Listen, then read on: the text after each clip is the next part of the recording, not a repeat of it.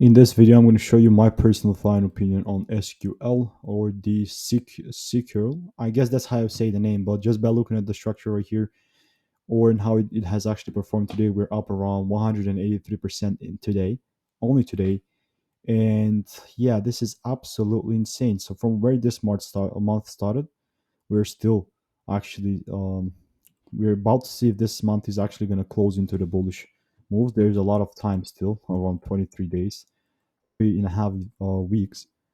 But just by taking out the high, we're gonna say that we kind of took out the high there. My genuine predictions are as follows. So just by going to the 1 hour time frame, we can see we have a huge gap that we made right here, a big inefficiency area. But I'm genuinely still expecting the price to continue and take out the highs and whatnot, something like that. So yeah, let me know your thoughts on it. Why? Because of that break and all the good stuff. So you can even see the performance in the bottom right corner. Let me know your thoughts. See you.